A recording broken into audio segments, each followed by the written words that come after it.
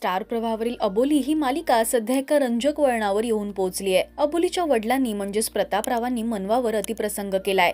या धक्कादायक प्रसंगामुळे मनवा खचून गेली आहे। मनवाच्या या कठीण प्रसंगात अबोली तिच्या पाठीशी ठामपणे उभी राहिली आहे। मनवावर झालेल्या अतिप्रसंगानंतर अबोलीने तिला न्याय मिळवून द्यायचं ठाम ठरवलंय। यासाठी ती वडिलांच्याही विरोधात जाणार आहे। मनवाच्या बाजूने ती कोर्टात वडिलांच्या विरोधात केस लढणार आहे। वडिलांना त्यांनी केलेल्या पापाची शिक्षा मिळावी म्हणून अबोलीने अन्यायाविरोधात आवाज उठवण्याचा निर्णय घेतलाय। अबोलीचा हा प्रवास वाटतो तितका मात्र सोपा नाहीये। सुप्रसिद्ध वकील देवदत्त खांडेकर अबोलीच्या विरोधात उभे ठाकलेत।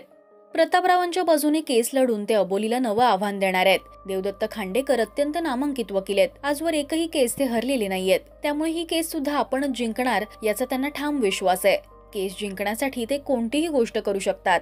सरळ मार्गाने गोष्टी होत नसतील तर पैसे देऊन केस मागे घ्यायला लावायची यासाठी त्यांचा प्रयत्न असतो। मनवालाही पैसे देऊन गप्प करण्याचा त्यांचा प्रयत्न होता, मात्र अबोली त्यांचा हा डाव उधळून लावणार आहे। बाईची अब्रू पैशात तोलू नका। जेव्हा जेव्हा स्त्रीच्या अब्रूला हात लावलाय तेव्हा तेव्हा महाभारत घडलंय, त्यामुळे आता महाभारत कोर्टात घडणार आहे असं बोलून अबोलीने देवदत्त खांडेकरांना आव्हान दिलंय।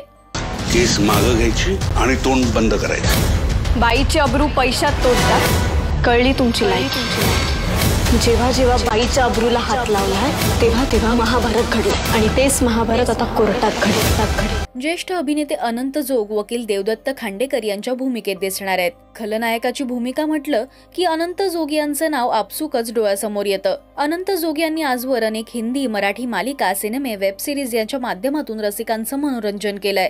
अबोली मालिकेत ते साकारत असलेलं नवं पात्र सुद्धा आता मालिकेत उलथापालथ घडवणार आहे। तेव्हा पाहायला विसरू नका अबोली दररोज रात्री 10:30 वाजता फक्त स्टार प्रवाहावर। मराठी टेलिव्हिजन विश्वातील बातम्या, अपडेट्स आणि गॉसिपसाठी तुम्ही सबस्क्राईब करा राजश्री मराठी शोबज।